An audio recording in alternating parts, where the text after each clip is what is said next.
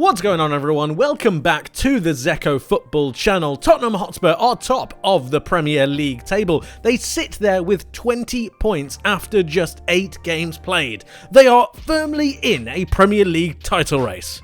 But are they?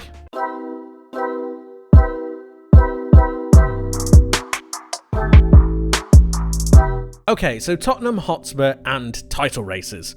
First of all, we need to acknowledge that we are only 8 games in. Now, to be fair, out of those 8 games, Tottenham have won 6 and they've drawn 2 and lost 0. That's very, very good going. But there is some context that needs to be applied to this. And while we're talking about all of the online people saying that Tottenham are absolutely in a title race, pundits I've seen, Tottenham are in a title race, we need to actually pick apart what that means. So I want to turn your attention over to this right-hand side. And this is a summary of some of the statistics that surround Tottenham. As I've said, they've played 8, they've scored 18 goals, which is very good, and they only conceded 8. 14 assists as well, brilliant. A lot of those being James Maddison, really having an impact on this Tottenham Hotspur squad. And generally, I think they're very, very impressive. As you can see from the stats that I've got here on the right hand side, they're very good. Average ball possession of 61.5%. They're dominating teams. They're continuing to really push themselves and impose themselves upon the opposition. Very, very good. 3 clean sheets as well, as you can see on the bottom part of your screen. This is all very, very good from Tottenham's point of view, but as I said, context needs to be given. So if we just rewind ourselves back to the start and have a look at who they've played.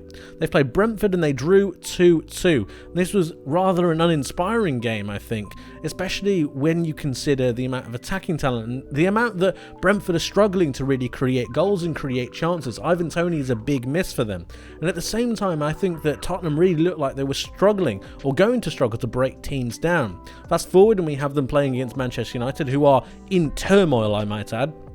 A Bournemouth side who are struggling to get an average of more than 1 XG. They won that game by 2-0. And then we start to get to the likes of Burnley. Yes, they won 5-2, but Burnley are being very naive with the way they're approaching the game.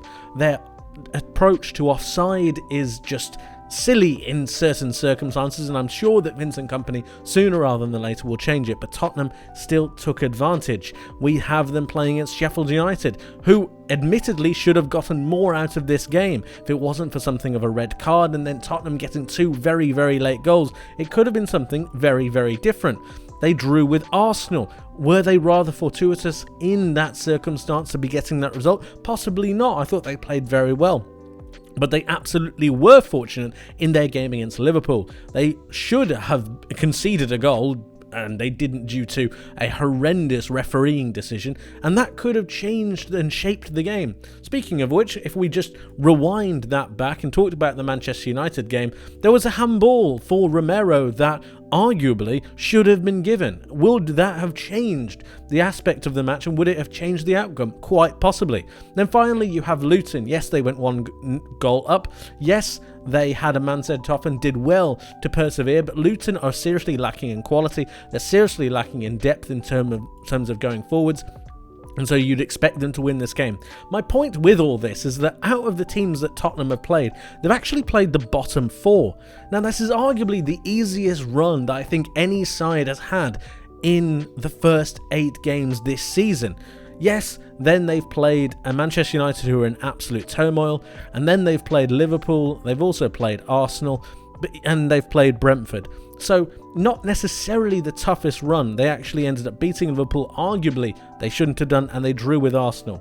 So my point is, we're yet to see the actual credentials of this Tottenham Hotspur team, especially over an extended period of time. If we look further at the games ahead, the games like Tottenham against Fulham, the games like Crystal Palace, I believe later on in the future we'll be able to see the credentials. Now I've actually labelled out a time in mid-December, or generally thereabouts, on the 9th of December, once they've played Chelsea, Wolves, Villa, City, particularly City and Villa, and Newcastle, I believe that we're really going to see what this Tottenham Hotspur side are made of. It's these set of games that are really going to give us a better sample size as to what we can expect from them going into the future.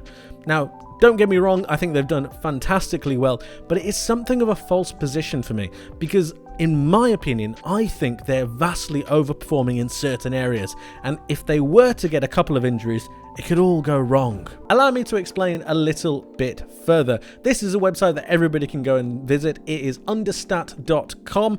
It's a website that really collates a lot of information and puts it into handy, useful tables with major metrics to really look at. As you can see, this is the Premier League table. It has all the major metrics that we need, which are matches, games won and lost, goals, goals against, and obviously the points. But on the right hand side of this table, as you can see here, we have different metrics. We have expected goals against, and we have expected points. Now we're going to focus on Tottenham, but we will be revisiting this website later, at a later date, to really dive into a couple of other teams. But I want to focus on Tottenham really. So they have 20 points. They've scored 18 goals and conceded 8. Very good. But if we have a look at the XG, they're actually generally on track for their goals that they've scored. They're actually overperforming their XG by 0.41. That's absolutely fine. But if we have a look at the goals against, they're actually seriously overperforming their goals against.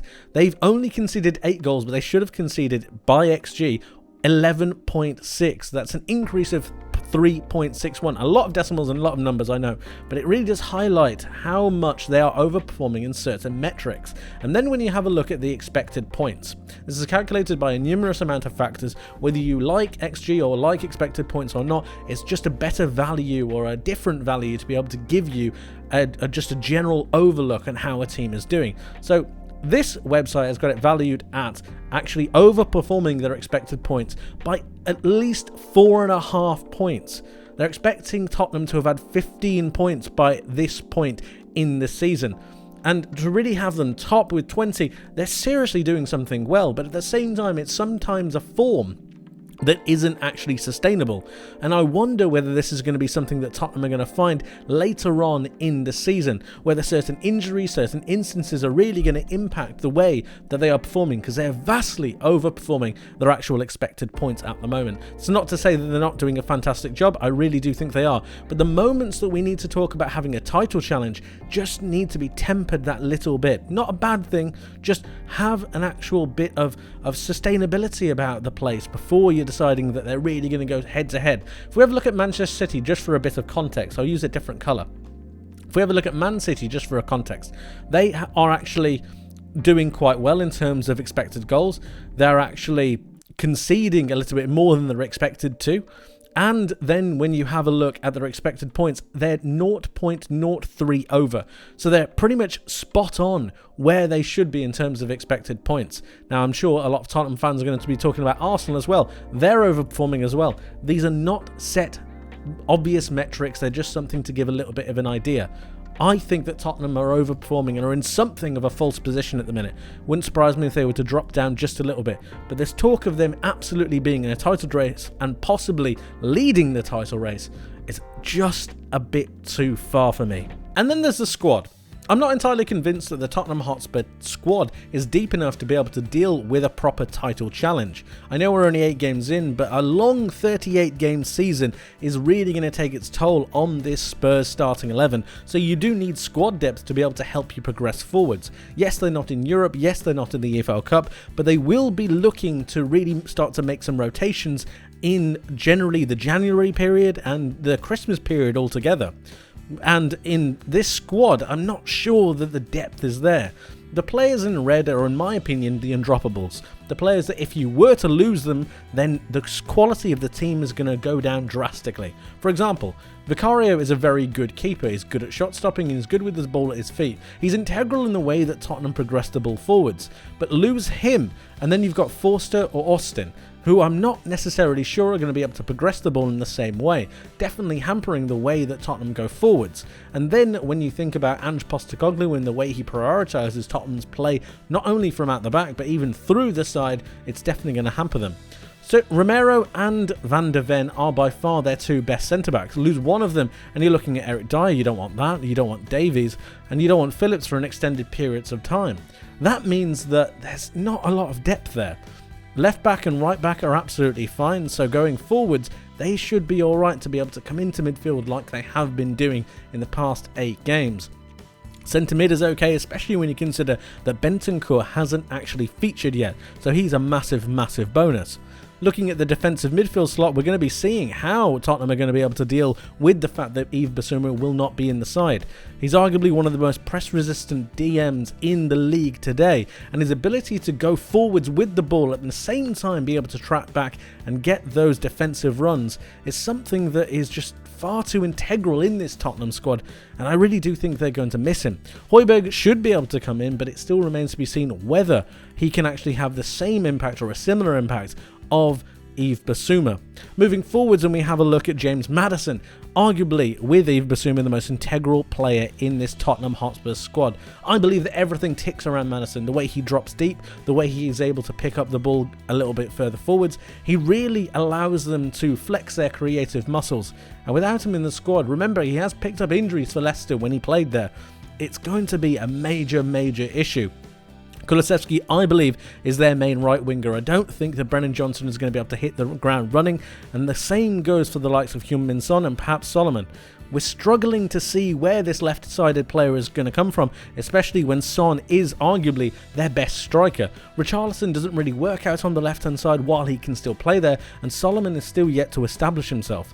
I believe that Tottenham have gotten a bit lucky in terms of the way they want to go forwards. While they do play expansive, great football, the players don't necessarily fit into the positions as well as I think a lot of people would have hoped, and at the same time, their cohesiveness in front of goal just isn't quite there. A lot is required of Richarlison to really step his game up, and I do believe that he has a better level to go to, but it needs to be shown sooner rather than later. And then of course Brennan Johnson can play across the front line, but at the age of 22, are you really expecting him to have that much of an impact in a squad that he isn't necessarily used to? All of these questions are going to need to be answered over the next few months, but it really does raise eyebrows as to whether Tottenham have the squad deep enough to be able to make a major title challenge. Okay, so those are quite a few negatives. Let me leave you with something that's a bit more positive. Tottenham are a really good side. Like, they play seriously good football. And when you think about the limited amount of time that Ange Postecoglou has had with this squad and the starting 11 that they've actually got, when in comparison to some other sides, it's just night and day. And the football they're playing is far better than anything we've seen them play in the last few years. It was their game against Liverpool, the resilience and their ability to keep going, which gave me a thought that actually this might be a different Spurs. And looking at the table, when you consider the amount of points they're on after so many games, there is definitely green shoots there. I don't think that we should be jumping the gun and assuming they're going to be title challenges, because that only leads to disappointment. But there are absolutely loads of positives to take from this Tottenham Hotspur squad. The fundamental nature of the way they build up play, the actual natural ability of certain players being able to showcase what they can do, and it's all down to a system that has been brought in only a few months. Give Ange a little bit more time, give these Tottenham boys some extra reinforcements, and I firmly believe they'll be there or thereabouts in the next few years. Who's to say they can't actually make it this year? But at the moment, I think it's just about being along for the ride and enjoying what happens. Tottenham might not necessarily be in a title challenge yet, but they will be if they keep going at this rate. Let me know what you guys think in the comment section below. Thank you ever so much for watching. I hope you enjoyed. I hope you learned something new, and I hope to see you in the next one. But until then, take care.